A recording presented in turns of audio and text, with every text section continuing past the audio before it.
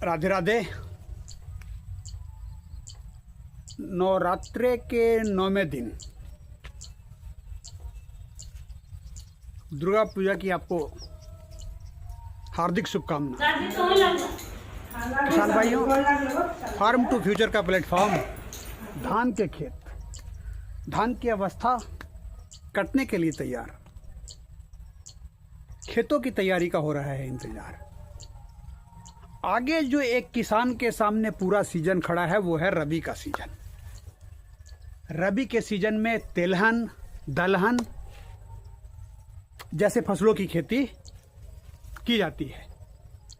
एक किसान धान की कटाई के बाद अपने खेतों को रबी की फसल के लिए किस हिसाब से तैयारी करे, किस फसल के लिए किस प्रकार का समय प्रबंधन हो, इन सभी बातों पे प्रकाश डालने से पहले मैं चाहूँगा कि अगर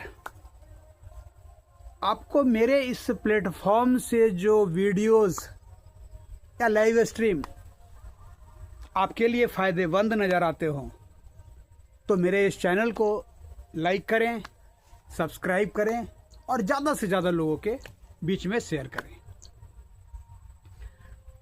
ताकि हम अपने उद्देश्य को तेज़ी से जो है वो पूरा कर सकें। किसान भाइयों, रबी के सीज़न की शुरुआत होने वाली है और रबी के सीज़न में जो मुख्य फसलें हैं वो है मटर की खेती, जिसमें बड़े पैमाने पर लोग व्यावसायिक स्तर पर करते हैं, चने की खेती, मसूर की खेती, सरसों की खेती। और इन सभी खेती का जो मुख्य समय है वो 15 अक्टूबर से शुरू हो जाता है। मटर की खेती या फिर सरसों की खेती जो है वो 5 अक्टूबर से ही आप उसकी बुआई कर सकते हैं।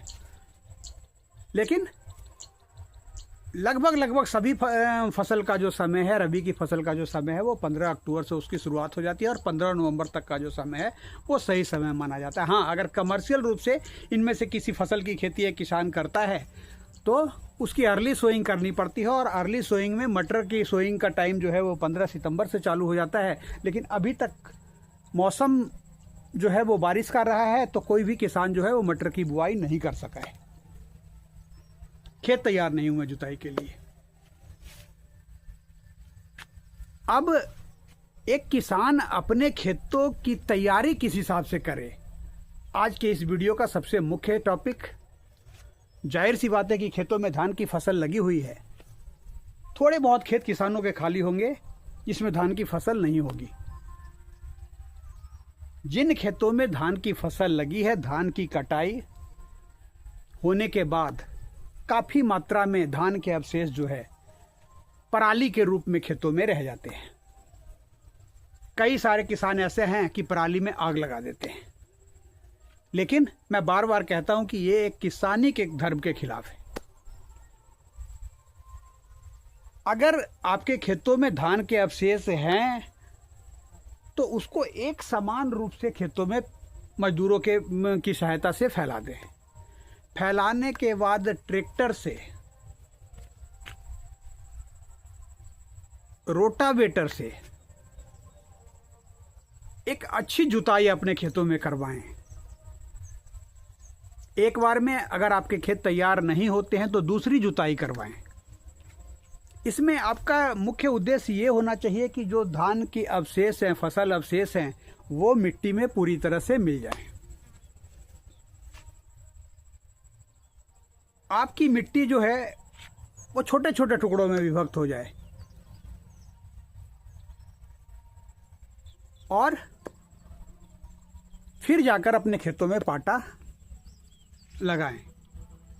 अगर एक किसान धान के अवशेषों के साथ, फसल अवशेषों के साथ, पराली के साथ अपने भूमि की जुताई सही तरीके से कर देता है तो ये जो पराली है, ये जो धान की पौध के अवशेष हैं, वो एक किसान की अगली फसल के लिए उर्वरक का काम करते हैं, खाद का काम करते हैं।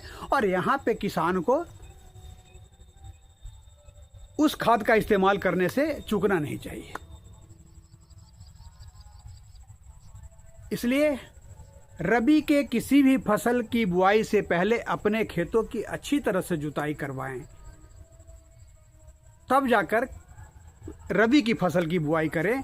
आपको अपनी फसल में बेहतर उत्पादन प्राप्त होगा, आपको फ़ायदा नज़र आएगा। धन्यवाद।